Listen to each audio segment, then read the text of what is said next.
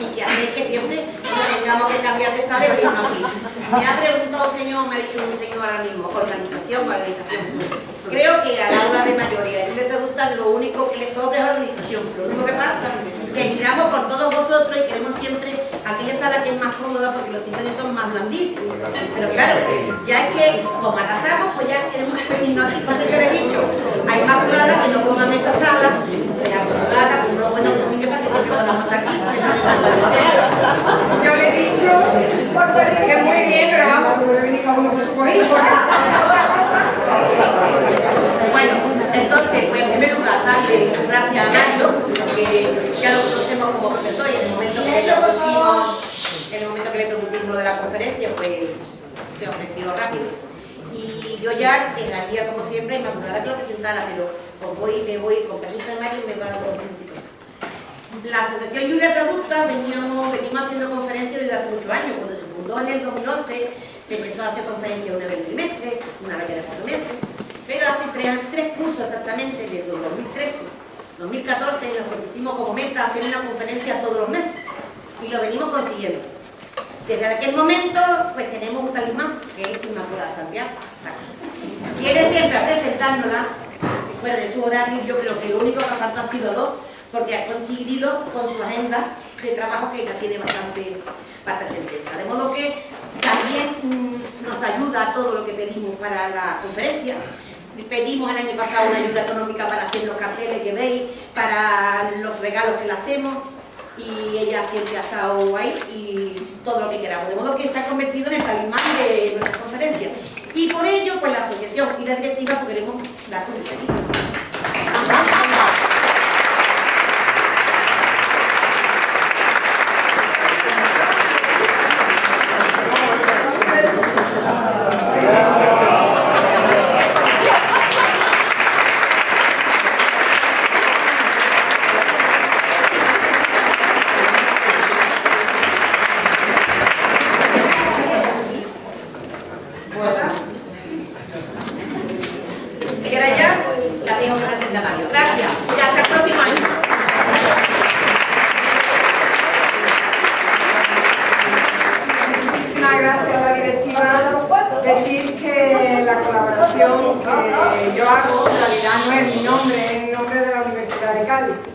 Y además sería muy injusto que esta delegación del rector no colaborara con la asociación que más cultura y más actos, bueno, relacionados, estamos hablando, trae. Entonces para mí y para el resto de la delegación y para la universidad es un honor y un orgullo pues tener una asociación que se mueva en el sentido que se mueve. No solo la asociación, sino todos los que participáis en este acto. Aunque yo entiendo que es un poco engorro, sobre todo para el conferenciante que tiene preparado pues, su charla en una sala, tenerse que venir a otra, pues la verdad es que es un orgullo para todos pues, ver este aula en así. Yo hace ya muchos años que, por desgracia, no tenemos tantos alumnos como para llenar este aula. La llenamos cuando venís vosotros, por lo cual, pues, de verdad, el aplauso es para vosotros. Muchas gracias por este rombo.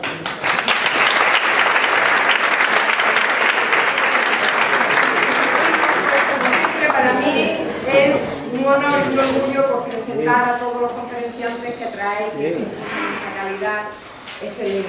Y además, bueno, pues disfrutamos muchísimo de esta conferencia.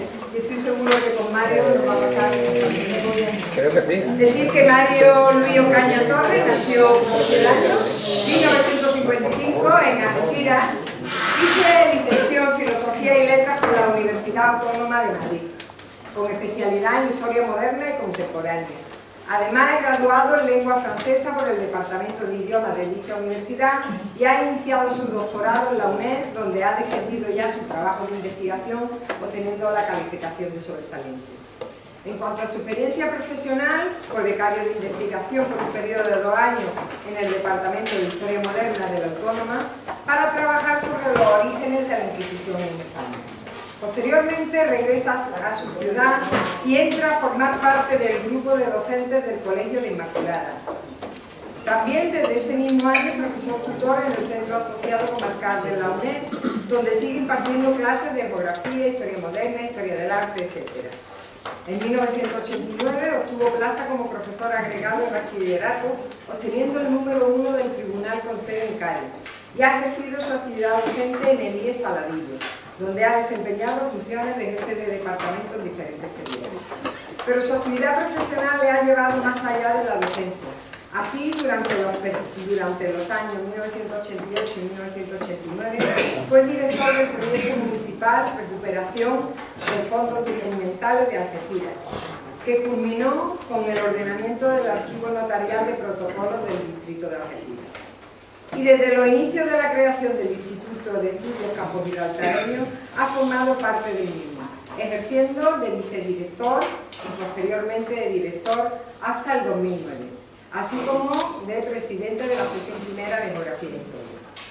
Desde 1980 hasta hoy son más de 38 los artículos publicados sobre la historia moderna de Algeciras y la comarca, con temáticas muy diversas, centradas fundamentalmente en el siglo XVIII, como el tráfico marítimo, la esclavitud en la comarca, el origen de los pobladores de la nueva ciudad de Algeciras, Gibraltar y la política exterior británica. Y en cuanto al 19, podríamos citar Algeciras y la República de Amelia en 1817 o Algeciras durante el sexenio absolutista 1814-1820. Estas temáticas las ha tratado de forma más extensa en los diversos libros publicados, como el caso del curso marítimo español en el Estrecho de Gibraltar 1700-1802 o el Estrecho de Gibraltar durante la Guerra Napoleónica. Destacar también los innumerables cursos y conferencias que sobre la historia del siglo XVIII y XIX ha impartido en diferentes foros, ya que es uno de los más prestigiosos historiadores de época moderna de nuestra comarca. Pero nuestro conferenciante además tiene una dilatada trayectoria literaria que se suscribe tanto a artículos como a novelas. Así ha publicado 2 novelas, Los Señores del Viento y Madre Frontera. Por último, indicar las colaboraciones que con su pluma o su palabra ha realizado en Onda Cero, la cadena SER, Europa Sur y las revistas Costa Cultura y Apunta. Por todo ello, bueno, pues gracias Mario por estar aquí poniendo hoy broche a este tipo de conferencia del curso 2017-2018, que como ya bien ha dicho Victoria, es el tercer año que tenemos el ciclo de conferencias y que cada día, bueno, pues va más. Ya el salto, no sé si lo de traer el cojín será posible o no, pero bueno, yo creo que ya casi con este número de personas podríamos estar perfectamente en el salón de actos y quedar el salón de actos bastante digno, quiero decir, en cuanto a personas, llenando ese salón de actos, que es bastante grande, son 370 el número de butacas que tiene. Pero bueno, pues conferenciantes como Mario, pues podríamos estar allí perfectamente, que también estamos muy cómodos. Así que bueno, le doy la palabra, muchas gracias.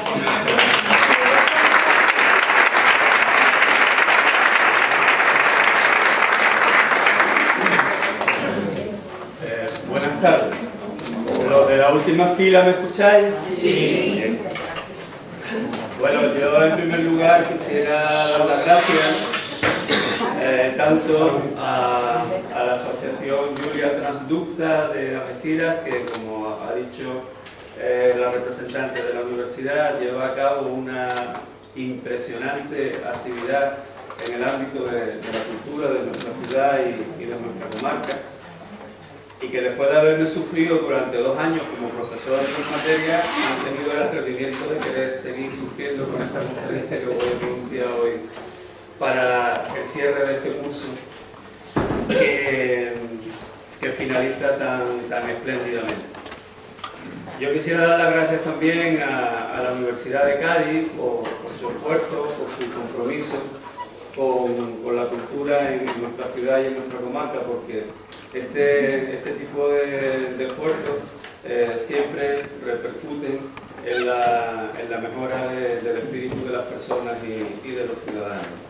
Así que muchas gracias a todos y especialmente a todos los que estáis aquí en una tarde tan buena como la de hoy, dispuestos a conocer una historia que, bueno, no sé si conocéis o suena, pero que yo voy a tratar de de explicaros lo mejor posible en menos de una hora.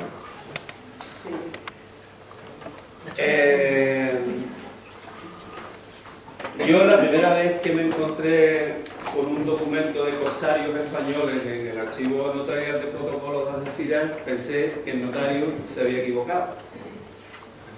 La razón es que, no sé ustedes, pero yo a través de mi formación siempre he tenido la idea, porque es lo que cuentan los libros, de que los corsarios fueron ellos, los ingleses, los franceses, los holandeses, ¿no?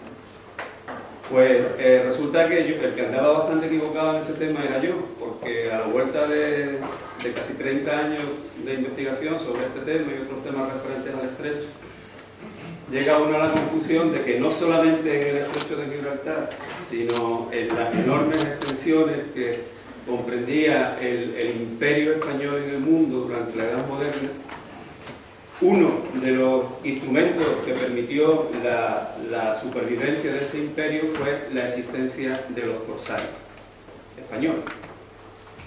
Dicho esto, creo que hay que hacer una precisión, porque el término corsario es un término que habitualmente se confunde con otros. Los más frecuentes son los de piratas, filibusteros o bucaneros.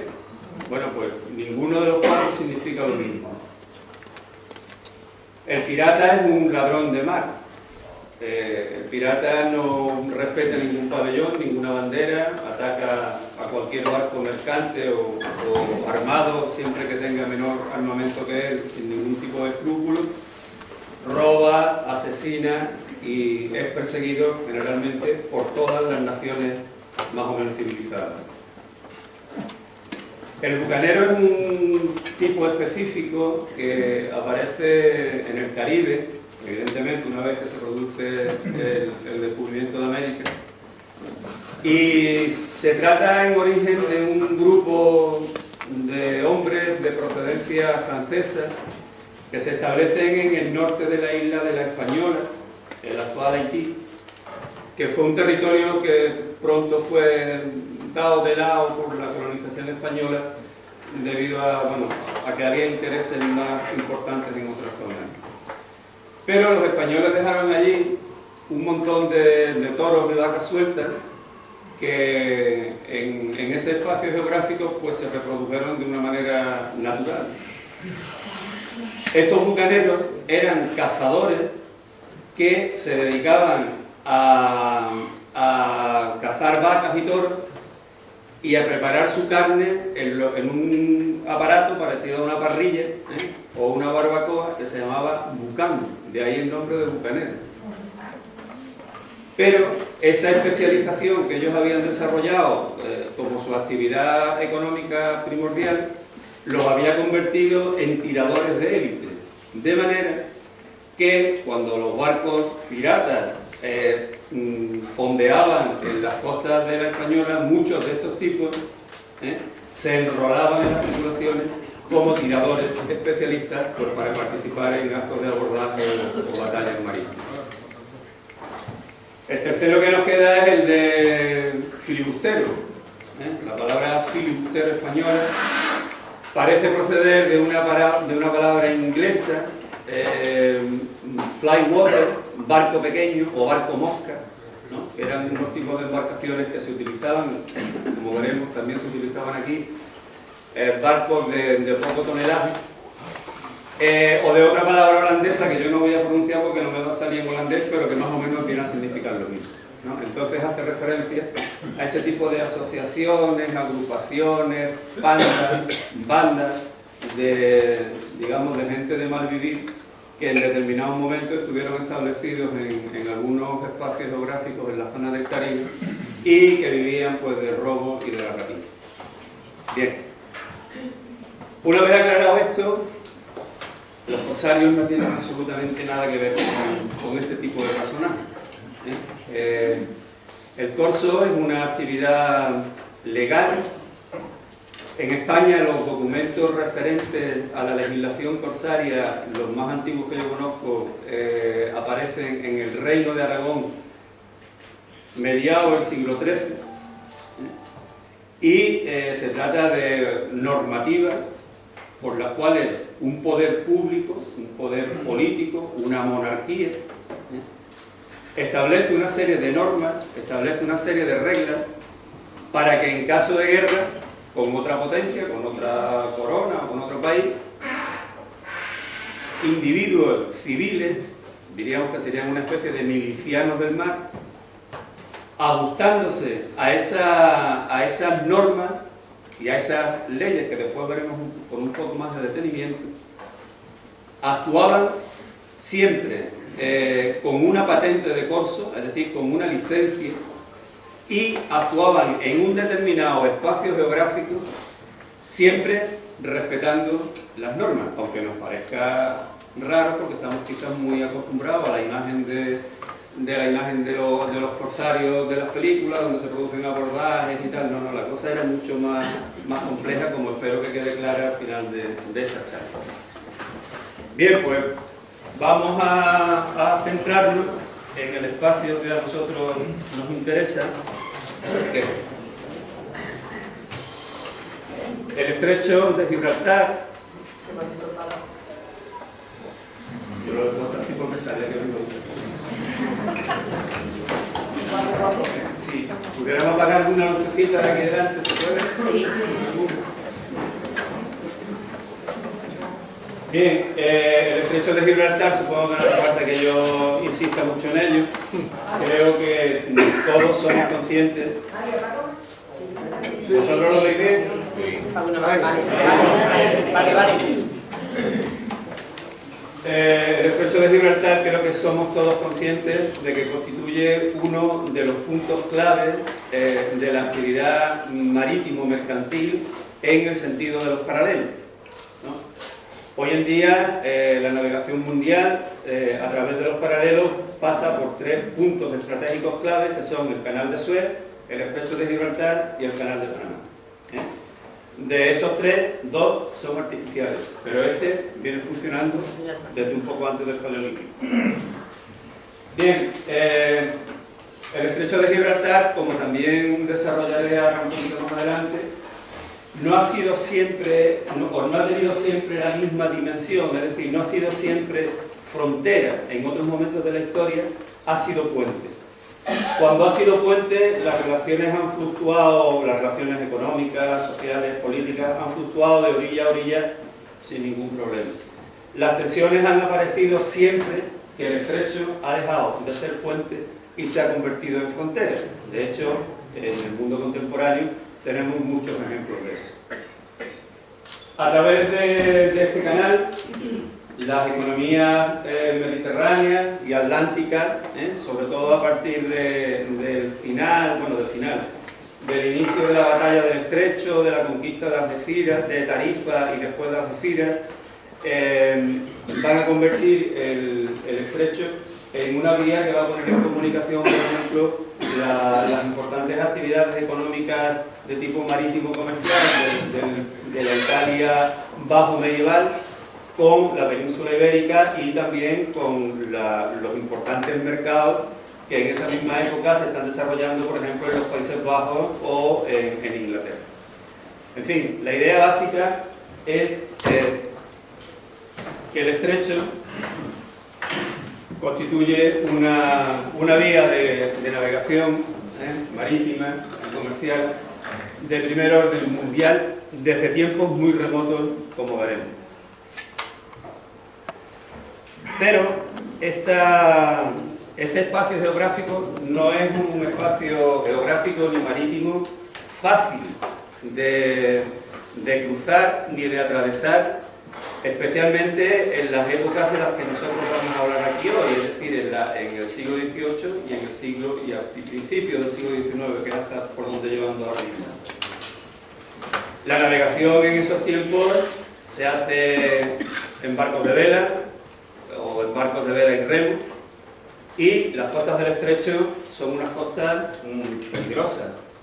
Esta fotografía que estáis viendo, que corresponde a la costa norte, una la del fondo es Calarena y la otra es la Cata del Peral, son las últimas estribaciones de la Penibética, donde llegan los últimos acantilados los acantilados más meridionales, que se meten por debajo del mar y que crean una zona donde abundan muchísimo los arrecifes y los bajíos. Muy cerca de la playa de Calarena, un poquito más allá de donde está el barco hundido, hay el bajío de la Perla, donde el fondo está a muy pocos metros. Es, por lo tanto, una de las zonas en las que se han registrado, o en las que se registran más naufragios. Naufragios que también aparecen recogidos, y yo tengo muchos publicados en el archivo de protocolos del distrito de la Cofina. Pero si la costa norte es poco acogedora, la costa sur no le va a la zaga. Esa fotografía que veis ahí es de una de las laderas del Jebel Musa, en Marruecos, y esta que tenéis aquí es la isla del Perejil. Ahí veis el Peñón de Gibraltar, la boca de la bahía y Punta Carnera.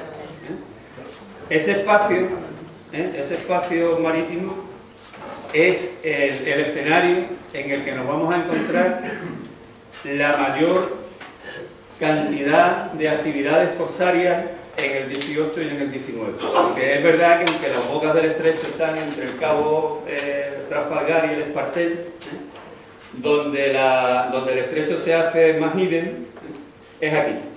Y eso era un factor a tener en cuenta para las personas que se dedicaban a este tipo de actividades.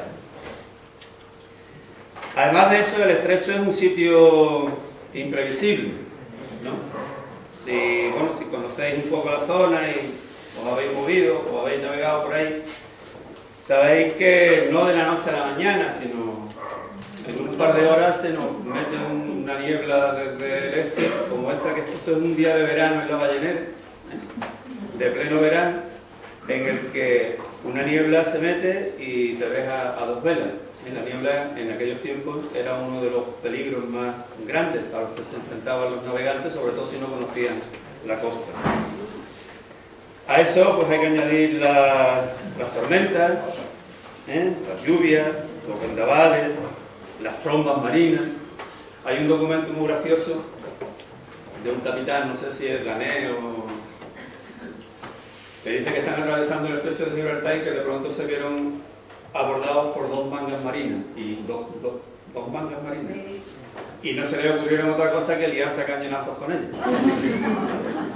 Bueno, no les fue malamente porque por lo menos pudieron contarlo, ¿no? Así que ese archivo que está lleno de historias increíbles.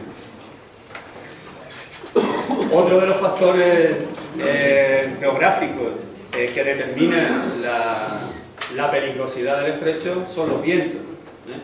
Es verdad que aquí los vientos predominantes son el levante y el poniente.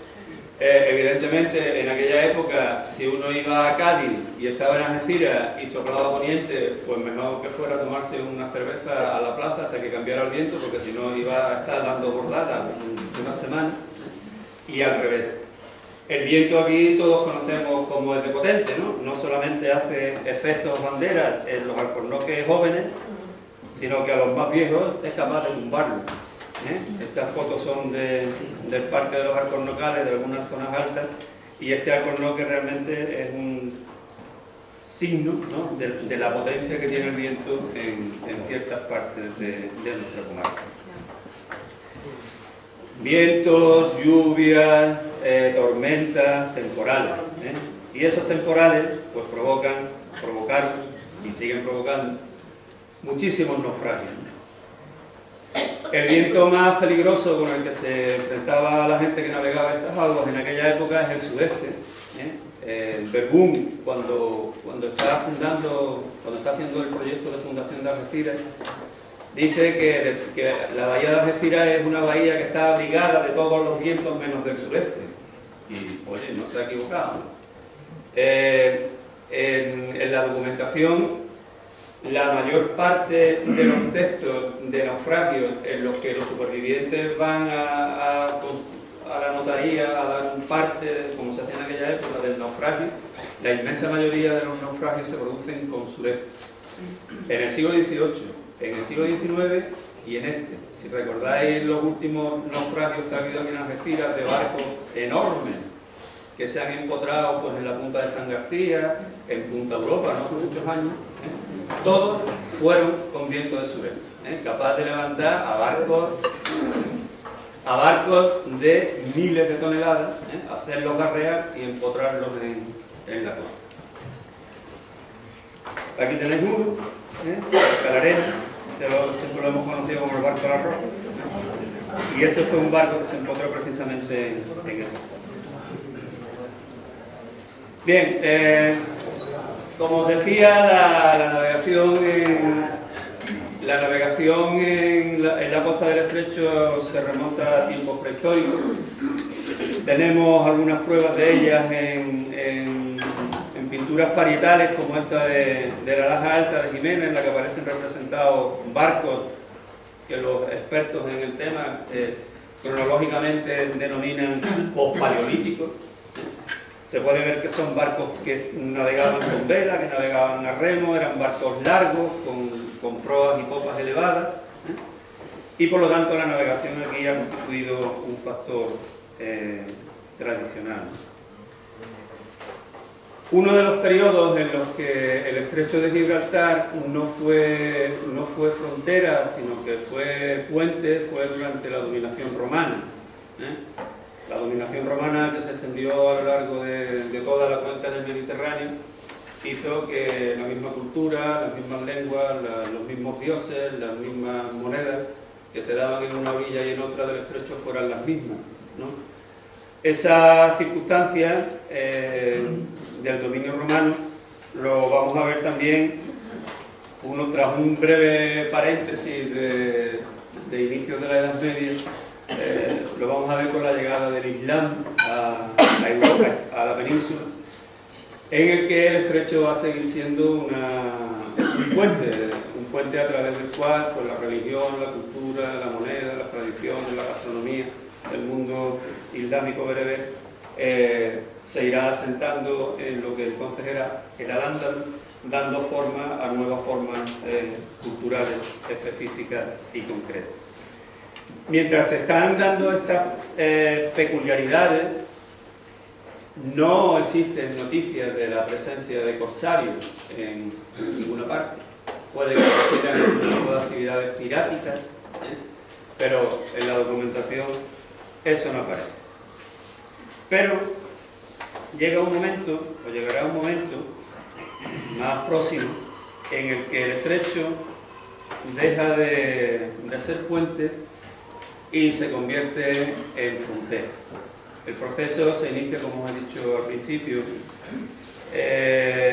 con el proceso que conocemos con el nombre de Batalla del Estrecho, la conquista de Tarifa, la conquista de Algeciras, y culmina con la toma de Granada por las fuerzas de los Reyes Católicos en enero de 1492. Este hecho es muy importante, ¿no? Es muy importante para lo que ha sido la otra gran forma del corsarismo en el estrecho. Me estoy refiriendo a lo que todos conocemos con el nombre de corsarios berberiscos. Muchas veces cuando decimos corsarios berberiscos nos estamos imaginando que esos corsarios eran bereberes, es decir, habitantes naturales del Magreb, del norte de África. Algunos había, pero la mayor parte procedía de toda la cuenca del Mediterráneo, y a partir de 1492 muchos de ellos eran granaínos. ¿Por qué? Pues porque cuando se produce la pérdida de Granada, Domínguez Ortiz, que yo creo que es uno de los historiadores más respetables y respetados de los que han estudiado la historia de ese proceso, considera que si el Reino de Granada tenía unos 300.000 habitantes musulmanes, a lo largo del periodo de guerra unos 100.000 pierden la vida, 100.000 se quedan, aunque no estaron mucho tiempo, y otros 100.000 van al norte de África, y allí no los recibieron con los brazos abiertos, de manera que muchos de ellos tuvieron que buscarse la vida en el mar. A partir de ese momento, quizás un poquito más tarde, porque estas justificaciones son del siglo XVI, a partir de ese momento las costas españolas se convierten en un sitio poco recomendable para vivir. ¿Cuál es la razón? Pues la razón es que el corsarismo del norte de África se convierte en un riesgo permanente para la gente que vive en esta zona. No penséis que eran solamente los berberiscos los que pegaban saltos a coger esclavos, robar ganado, incendiar casas y matar gente aquí. Los de aquí hacían exactamente lo mismo allí, porque ellos ya saben de mantener las tradiciones. El otro momento significativo se produce durante el reinado de Felipe III, que es este señor de bola y bigote que veis. Os he dicho que tras la toma de Granada se calcula que unos 100.000 musulmanes permanecen viviendo en los territorios de Granada, Almería, Sierra de Cádiz, Reino de Valencia. Pero estamos hablando de un tiempo de tremenda intolerancia. Bueno, estos también van bien despachados. Esa minoría musulmana que vive en España ha sido, no sé cómo decirlo para no ser, ha sido sistemáticamente engañada por las autoridades castellanas. Se han firmado acuerdos que después no se han cumplido, se han establecido normas que van contra sus costumbres, contra sus tradiciones, contra sus formas de vestir y sus formas de alimentarse. Y eso provoca que en las navidades de 1500, no sé si 69 o 70, se produce un estallido en las Alpujarras, en Granada, que da lugar a la conocida con el nombre de la Guerra de las Alpujarras. Eso fue una guerra espeluznante, y si no que se lo pregunten a Juan de Austria, que degolló a 2000 musulmanes en un par de horas. Ya se había rendido. Pero el problema no termina de solucionarse, porque sigue quedando una minoría morisca, que es como ya se llamaban en aquel momento, en distintos territorios. La solución, en 1609, la da Felipe III, expulsión. Y se expulsan de España a una cantidad de musulmanes españoles, porque eran gente que llevaban aquí viviendo, algunos tendrían familias desde el 711, y se les expulsa. Uno de ellos, o uno de esos grupos que se expulsan, crean una de las historias más alucinantes que existen en la costa atlántica marroquí. Eso es precioso, eso es Salé. Hay un pueblo que se llama Hornacho, donde existía una comunidad morisca amplia. Esa comunidad morisca es cogida, montada y mandada al norte de África. Llegan con una mano delante y otra mano detrás. Pero eran gente que tenían oficio, eran carpinteros, eran herreros. Y se establece en Rabat, sabéis que hay un río que divide la ciudad en dos partes. Pues en Salé se establecen. Y como no tienen forma de ganarse la vida más que echándose al mar, se convierten en corsarios. En corsarios al servicio de los intereses de los sultanes que en aquellos momentos controlaban el territorio. Pero estos no son unos corsarios cualquiera. Quiero decir, los corsarios saletinos, los hornachuelos, llegaron a crear una potencia corsaria musulmana que, aparte de acosar y las costas españolas, llegaron a crear una república pirática independiente que llegaron a tener relaciones internacionales con potencias en esta época enemiguísimas de España, como Inglaterra o Holanda. La historia de los corsarios de Salé supera cualquier novela. Así que si tienen ustedes tiempo y ganas, búsquenlo porque es interesantísimo. Bien, En esas circunstancias, como veíamos, pues ya a partir del comienzo del reinado de Felipe II, hacia mediados del siglo XVI, el peligro berberisco es evidente. Frases como "podemos salir que no hay moros en la costa" vienen de esa época, porque la costa española, desde el Algarve hasta Gerona, se llena de torres, vigías, de atalayas, que servían, como decimos por aquí, para dar el pelo. Es decir, si el torrero que estaba de vigía, por ejemplo, en la torre de Guadalmesí, que todavía está allí, la torre del Fraile o la torre de los Canutos, veía cualquier movimiento sospechoso, encendía una fogata, que la veía otro torrero que estaba en una torre que hay encima del faro de Punta Carnero, que tiraron los militares a principios del siglo XX, la veía el torrero de la torre de San García, la veía el torrero de Torre Almirante, y así la señal llegaba. Era una forma de avisar de que mandaran refuerzos porque estábamos en las últimas. O sea, bien, pues esa que tenéis ahí es la torre del Fraile. ¿Qué otra consecuencia tiene esto? Pues que todas las ciudades, o las ciudades que se asoman al estrecho, se fortifican.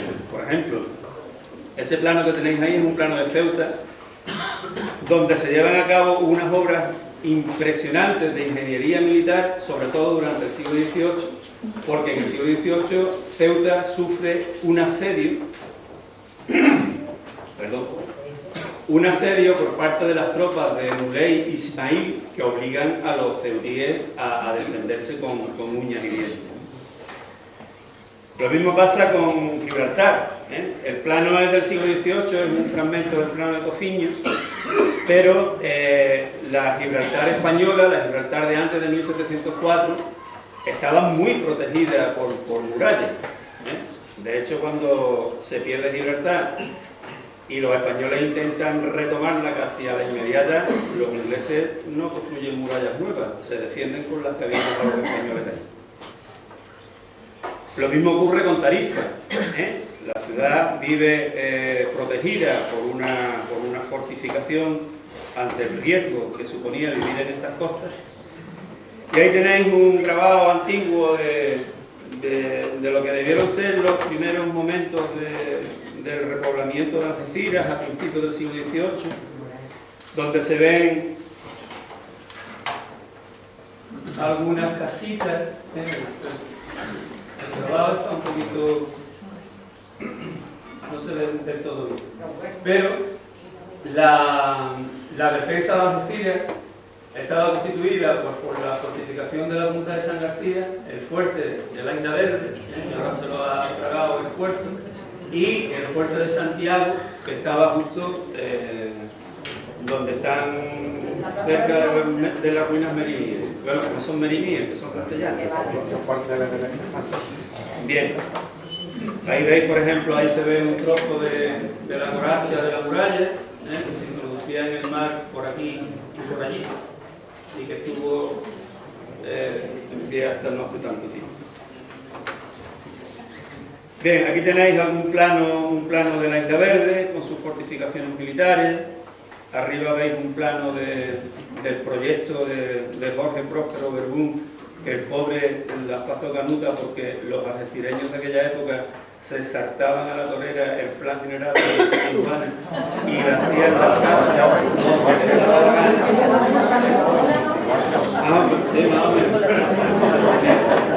Y Verbún, el pobre, se pillaba unos cabreros que se tiraban de la peluca, se tiraba un poco. Pero bueno, a lo que voy, la idea. Todas las ciudades del estrecho, a partir del siglo XVI, son ciudades fortificadas. La vida fuera de esas fortificaciones es un riesgo. Quiero decir que hay documentos de bien entrado al siglo XVIII, de gente que dice: oye, que mi padre sabía pescar, vimos de pasar una saetía magrebí y no ha vuelto. Lo más probable es que a los 2 o 3 días lo vendieran como esclavo en Argel o en cualquier otro sitio. Es decir, que la vida era muy arriesgada fuera de de esos espacios protegidos.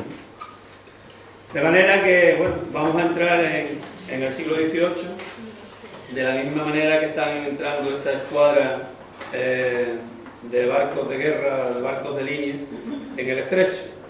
Aquí veis Gibraltar y aquí el Hacho, están entrando desde el Mediterráneo y van a salir al Atlántico. Y en el 18 vamos a comenzar diciendo, quiero que lo fijéis, pues yo no voy a relatar la historia esta, ¿no?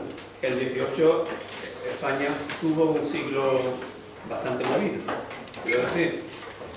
En esos momentos España sigue siendo una gran potencia, sobre todo en el ámbito naval, con sus altibajos a lo largo del siglo, pero junto con Inglaterra o Francia es la potencia más poderosa, aunque los ingleses siempre nos llevaron ventaja, aunque no siempre nos las ganaron, que nosotros también les repartimos alguna que otra, como en Cartagena de India en 1741.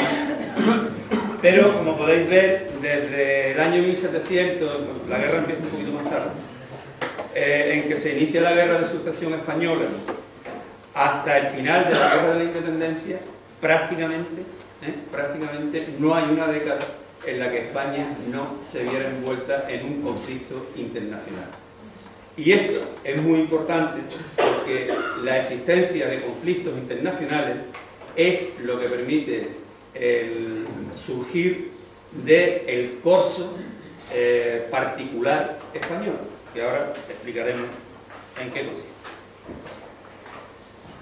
Bien, la actividad corsaria se conoce con el nombre de empresa corsaria, no va con segunda, ¿no? Sino que, aunque nosotros nos estamos moviendo en el ámbito de la sociedad del antiguo régimen, que según los clásicos es una sociedad precapitalista, o donde no se dan modos de actividad económica capitalista, en el mundo de las actividades marítimas y en el mundo de las actividades comerciales sí se da, ¿no? Entonces se le denomina empresa porque veremos que para formar un barco corsario hacían falta un armador o un propietario del barco, hacía falta un grupo de gente especializada en la actividad que se iba a desempeñar y hacía falta también una mano de obra no cualificada. Por eso se habla de empresa. ¿Quiénes son esos corsarios españoles? ¿Quiénes son los corsarios los de aquí? Los de aquí. Porque si bien es verdad que tanto en Ceuta como en Tarifa hubo actividades corsarias a lo largo del siglo XVIII, a muchísima distancia, Algeciras se convierte en una base corsaria imponente, como veréis después al final cuando veamos los datos. ¿Quiénes son? Pues son todo el mundo. Quiero decir, en la documentación nos podemos encontrar, bueno, mucha gente anónima que no conocemos, muchos apellidos anónimos que no conocemos, otros que nos suenan, Antonio Dontañón, que tiene una calle por aquí. Pero nos encontramos, por ejemplo, a miembros del Bajo Clero, el párroco de la Iglesia de La Palma, participando en actividades corsarias. La inmensa mayoría de los comerciantes que tienen actividades relacionadas con el transporte marítimo, gente que tiene barcos, participan en actividades corsarias. La gente de a pie, la marinería, los pescadores, cuando se declara una guerra internacional, participan en esas actividades. Es decir, es un fenómeno que en la Algeciras del principio del 18 afecta a mucha gente de aquí. No son los únicos. Aquí vendrán a trabajar corsarios procedentes de otra de las plazas fuertes del corsarismo español, que es el puerto de Ibiza. Nos vamos a encontrar aquí en Algeciras corsarios ibicencos, corsarios alicantinos, actuando, como veremos, en defensa de los intereses de la corona española y contra los enemigos de la nación. Casi siempre los ingleses, ¿no? Nos llevamos un buen año. ¿Cuál es el primer paso? ¿Cómo funcionaba esto? Además, es que eso, la voz corría como la pólvora. Parece que tenían móviles en aquel tiempo. se declara la guerra e inmediatamente nos encontramos con grupos de comerciantes, de patrones de mar, comerciantes y gente del mundo relacionado con las actividades marítimas que van a Cádiz. Ya entonces se iba a Cádiz. Van a Cádiz y solicitan una real patente de coso. Esa frase que tantos conocemos, ¿no? Y que muchas veces no sabemos lo que es. La patente de coso es un contrato, es un documento que se establece entre la corona, entre el rey y el corsario particular, Miguel Guilabert, que fue un corsario que fue en el siglo XVIII.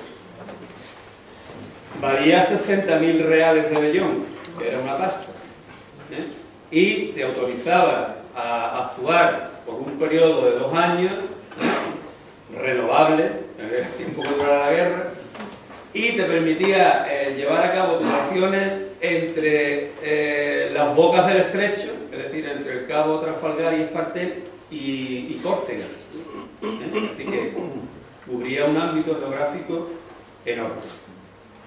En esa contrata, el corsario particular, es decir, el empresario, se comprometía a respetar las reales ordenanzas de coso. Es decir, cada vez que se producía una guerra, o bien se reactivaban las ordenanzas antiguas, o seguían estando en vigor las que ya existían de reinados anteriores. Y ahí se recogían una cantidad de datos enormes. Por ejemplo, bueno, había que pagar lo de la fianza a la Real Hacienda, y en la contrata, en el documento de la contrata, ahí se recogen un montón de datos. Por ejemplo, los empresarios, claro, no iba a ser salir topar y pillarte a uno ahí tonto en medio del estrecho, había que currárselo, ¿no? Entonces los empresarios adelantaban las pagas, y evidentemente después las descontarían de los beneficios. ¿Cómo se hacía el reparto de las presas cuando eran buenas? Cuando eran malas, también lo veremos. El sistema que se utiliza es lo que se llama el tercio vizcaíno. Se hace en 3 partes.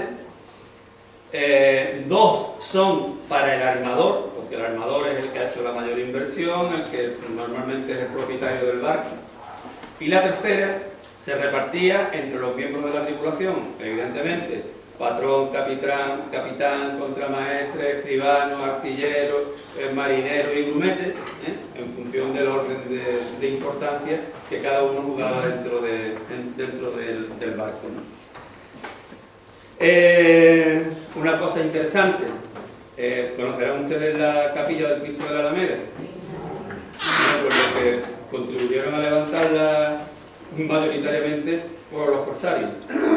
Esa capilla, que estaba en lo que era el puerto natural de la Algeciras del siglo XVIII, que era el río Daniel, estaba, por ejemplo, llena de fotos, de cuadros de naufragio, de imágenes salvando la vida de los marineros y, por ejemplo, una de las partes obligatorias que se establecía en las contratas de coso era una determinada cantidad de dinero para esas imágenes que estaban en esa capilla. También se determinaba el ámbito de la actuación geográfica, se recoge también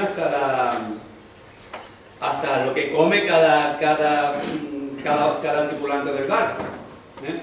Las comidas eran muy de régimen, se comía poca carne, se comía mucha menestra, mucha sopa, pescado y vino, pero carne se comía poco.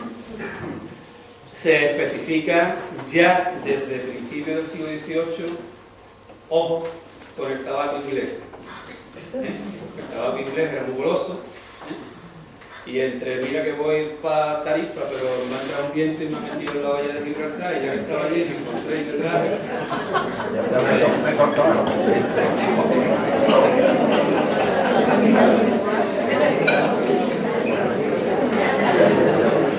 Bien.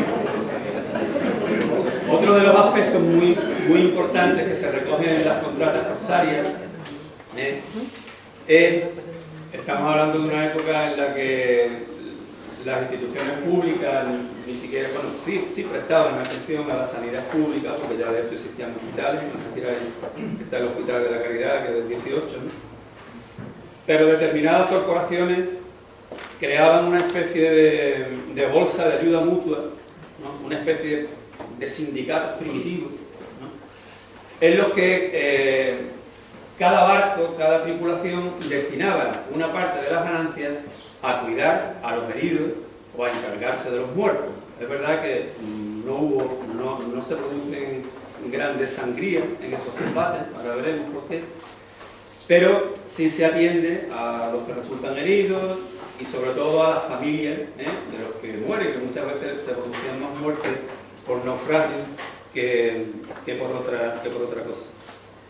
Aunque se hace una salvedad en la mayor parte de las contratas, diciendo que la empresa corsaria no se hace cargo de solucionar aquellas enfermedades que se han producido como consecuencia de excesos viciosos.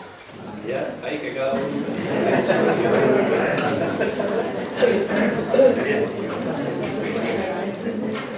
Por ejemplo, ahí tenéis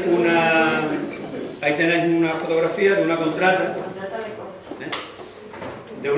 que está en el archivo de protocolo, que la hace José María Landero, que es un corsario algecireño, y don Pedro Blandey, que eran propietario y capitán del laúd corsario San Francisco, alias La Victoria. La mayor parte no, el 100% de los barcos corsarios españoles llevan nombres de santos y de vírgenes. El Santo Cristo del Perdón, la Santa Virgen del Naufragio, pero claro, ellos siempre al final, algunos ponían una coletilla y le ponían un alias al barco, ¿no? El Invencible, la Cigüeña, el Halcón, el Tiburón, pero eran más bien motes de los nombres oficiales que aparecen recogidos en el registro, en los roles de marina, son todos procedentes del santoral. ¿Qué tipos de barcos son los que utilizan los corsarios en esta fábrica? Básicamente, por ejemplo, el Jabeque, que es un barco de tradición norteafricana, es un barco, como veis, con 3 velas de cuchillo, tiene el trinquete lo tiene un poco en candela, el mareo es un barco bajo, y es un barco que parece que está pensado para navegar por el estrecho, ¿no? Es decir, para ceñir los levantes y los ponientes y para poder meterse en cada recóndita, ¿no? Básicamente son este tipo de barcos, ¿no? Los místicos han estado funcionando hay hasta fotografías de esas antiguas Algeciras en la que se ve un místico entrando en el río de la Miel, con su vela latina, ¿no? O las tartanas. Normalmente son barcos pequeños, son barcos que rara vez llegan a las 500 toneladas, eso es poca cosa, y que normalmente se mueven entre las 200 y las 300 toneladas. ¿Cómo se producían los asaltos? Es decir, el meneo en el estrecho, ¿cómo era? Os he puesto aquí un grabado que no es español, pero que reproduce esa imagen que todos tenemos de lo que era el asalto de los corsarios a un barco, ¿no? Ese Errol Flynn tirándose con un cabo desde el palo mayor a la galia del barco del frente, ¿no? Cañonazos, la gente corriendo, la astilla pasando de un lado a otro. ¿Por qué? Mentira. Porque los corsarios eran gente que querían vivir para contarlo, ¿no? Normalmente no se enfrentan a buques poderosamente armados, sino que casi siempre en los conflictos internacionales se capturan, como veremos, barcos neutrales, mercantes neutrales, a veces algunos armados, pero básicamente barcos mercantes. ¿Qué hacen los patrones de los barcos mercantes? Los patrones de los barcos mercantes sabían, desde que habían salido, por ejemplo, desde Riga, ¿no? O desde los puertos británicos, o desde el Skagerrak en Dinamarca, que en el estrecho de Gibraltar están los corsarios esperándote a que tú pases por allí. Nos vamos a jugar la vida, que tenemos que darle de comer a los chiquillos, pagar la hipoteca. Al primer cañonazo que lanzaba un barco corsario, el mercante se paraba, porque eso estaba estipulado, es decir, eso era una regla de comportamiento en el mar, ¿no? El mercante paraba, bueno, no todos, había algunos que sí que resistían y había gresca, pero son muy pocos, ¿no? El barco se para porque saben que están protegidos por las leyes. Es decir, ellos saben que los corsarios no van a subir el barco y los van a degollar, ni les van a cortar las cabezas, ni les van a meter fuego al barco, nada de eso, ¿no? Es decir, el corsario se abaló a la presa y hay un grupo de marinos con algún oficial del corsario que suben, saludan al capitán, le piden el rol de navegación y miran de qué puerto viene y a qué puerto va, porque claro, si es un barco neutral que viene de un puerto enemigo y va a un puerto enemigo, se le puede considerar como una presa. Se mira la mercancía que lleva, la que viene debajo de la cubierta, que esa no se puede tocar, ¿no?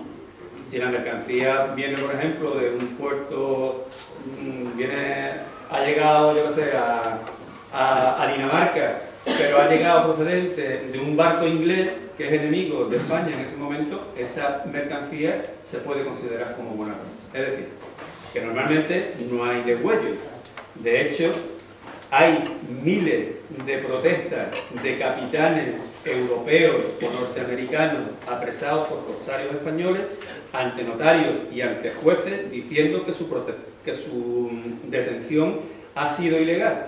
Y entonces eso daba lugar a una serie de pleitos y de procesos en los que si se demostraba la ilegalidad del tema, el corsario tenía que apechugar y a veces perdía hasta la camisa interior, ¿no?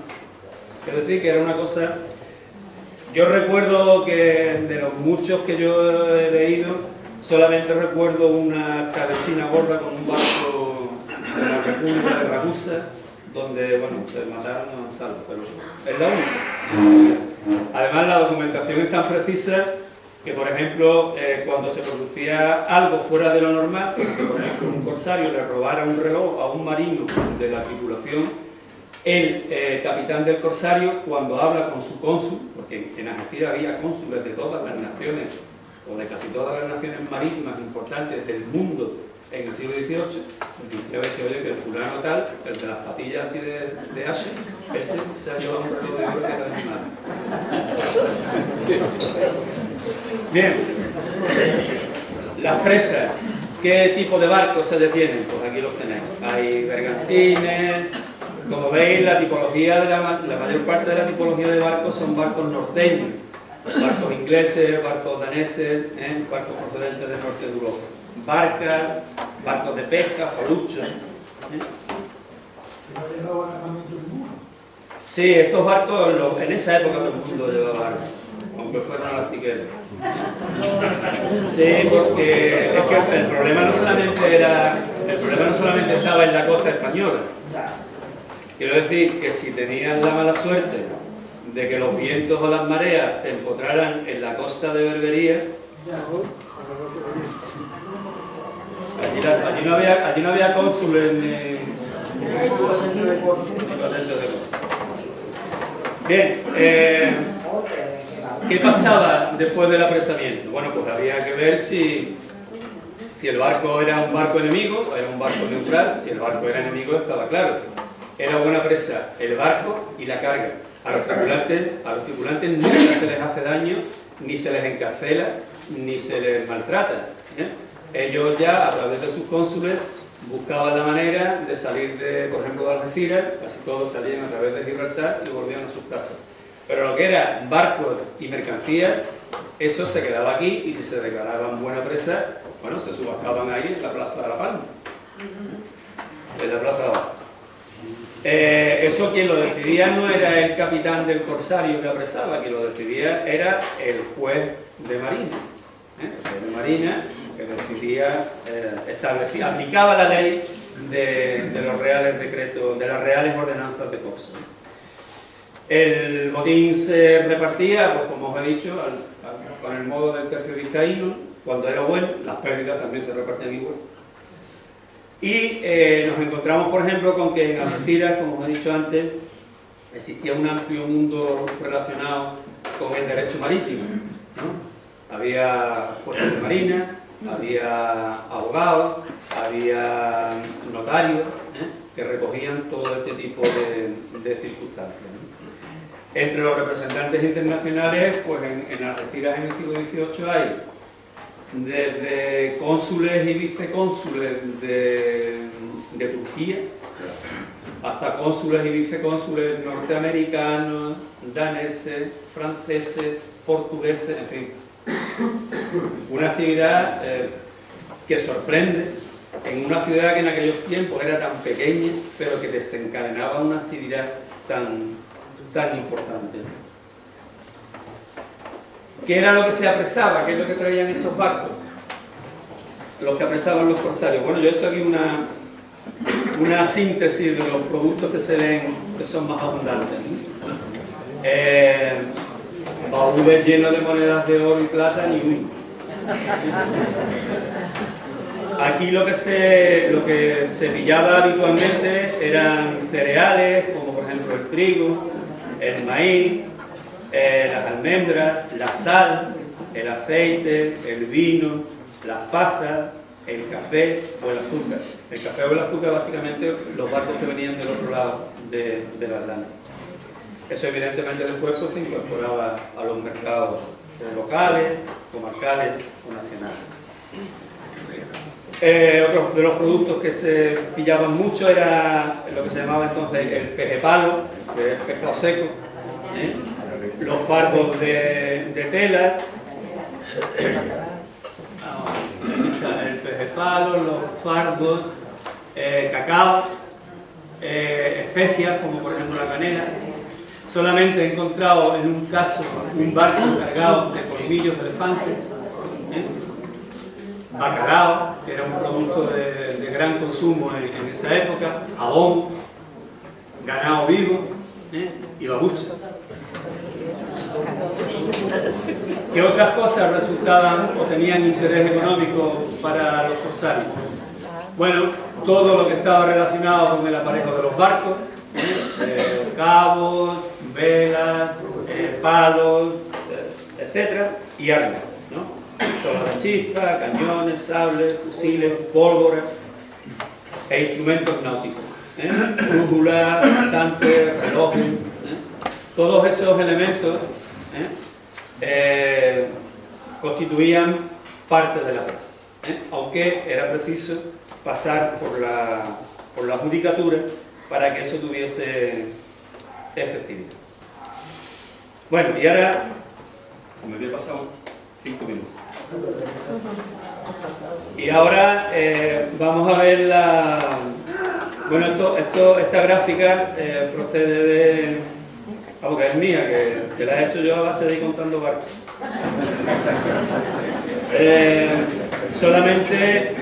Solo tengo aquí todo el siglo XVIII, porque el principio del siglo XIX lo estoy trabajando ahora, y a ver si lo expongo en las próximas jornadas de historia del campo de Gibraltar, un anuncio que celebrará el Instituto de Estudios Campos Gibraltareños en la línea el 27, el 28 y el 29 de octubre. Digo por si alguien está interesado. Entonces yo ahí seguramente voy a exponer la parte de lo último que estoy trabajando, porque es que esto da para mucho. Bien, como podéis ver en esta gráfica, donde se recoge un total de 374 barcos mercantes detenidos solo en el puerto de Algeciras. Aquí no aparecen las detenciones en Tarifa ni las detenciones en Ceuta, por nacionalidades en el siglo XVIII. Los que más se pillan son los que proceden de los países nórdicos. Los daneses y los suecos suponen un porcentaje muy alto, seguido de los norteamericanos, los ingleses y los holandeses. Y ya, bueno, hay muchos de origen desconocido, y ya en menor cantidad pues de prácticamente todas las naciones marítimas casi del mundo: portugueses, venecianos, austriacos, genoveses, marroquíes, españoles, de la Toscana, noruegos, de la República de Ragusa, de Flandes, de Nápoles, etc.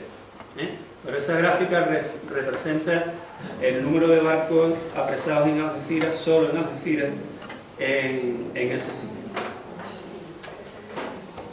¿Cuánto dinero supuso eso para una ciudad como esta, que en esa época pues seguramente no llegaba a los 5 o 6 mil habitantes? Pues a lo largo del siglo, y me imagino que a mí me faltan datos, pero bueno, los que he manejado son los que aparecen aquí. A lo largo del siglo, no es un siglo entero, es un periodo que afecta solamente a las guerras internacionales.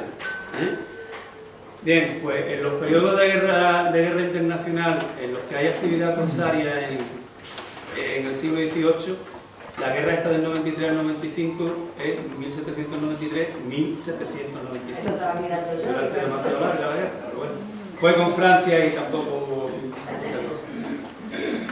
La cantidad asciende a 3.785.750 reales de oro. Eso es mucho, es poco. Un jornalero ganaba, trabajando al día, entre 5 y 6 reales de oro. Por lo tanto, estamos hablando de una actividad económica que yo estoy convencido de que supuso para la ciudad de Algeciras un porcentaje, un ingreso de capital, de actividad y de trabajo impresionante. Impresionante. Bien, otra de las actividades que se producen en el puerto de Algeciras es la compraventa de barcos. Muchos de ellos proceden del corso, otros de ellos proceden de la pesca, pero bueno, esta gráfica digamos que no está, no es al 100% el resultado de las actividades corsadas. Bien, pues vamos a ir terminando. Lo que yo les he contado a ustedes de forma, como se pueden imaginar, bastante resumida, pues yo lo he ido publicando a lo largo de mucho tiempo. El primer trabajo que yo publiqué, la primera monografía que yo publiqué sobre el rosario, lo publiqué en el año 90. Y fue un libro que ganó un premio de investigación que entonces daba el Colegio Salesiano. Y se ganó con ese trabajito. Ese trabajo lo editó Carlos Prieto, el del libro técnico. Y yo no sé si le quedará alguno por allí, como la librería de Carlos en la Bruta. Es un trabajo que de cualquier manera está contenido en este otro, en este que se publicó en 1993, que fue la primera publicación que hizo el Instituto de Estudios Campos Gibraltareños, y que es un estudio histórico a fondo, ¿no?, de todo lo que les he estado contando aquí, pero con muchísimos más detalles, con los nombres de los barcos, de los capitanes, incluso de las tripulaciones, en fin, es muy completo. Y comprende el corso marítimo del estrecho de Gibraltar durante un siglo. Lo último que hice fue ya del año 2009, se centró en el periodo de las guerras napoleónicas y llega hasta 1814. También trata sobre el mismo tema porque aquí el corso se mantiene. Y en lo último en lo que estoy trabajando ahora es en el periodo, lo que es Algeciras y la bahía en el reinado de Fernando VII, y también me estoy encontrando corsarios. Yo no sé si ustedes sabrán que cuando en 1823 se produce la invasión de los 100.000 hijos de San Luis, que ni eran 100.000 ni eran hijos de San Luis, eran franceses. En España prácticamente casi nadie se levantó para tirarle una alpargata. A los mismos franceses que habían estado correteando a palos entre 1808 y 1814, pues 6 años después los reciben con hojitas de laurel. Pero no todos, porque había una aldea que resistía a la invasión de los galos. Aquí en Algeciras se dan, y eso espero publicarlo en el próximo congreso, se dan las últimas patentes de corso, de corsarios algecireños que solicitan patentes para luchar contra los franceses.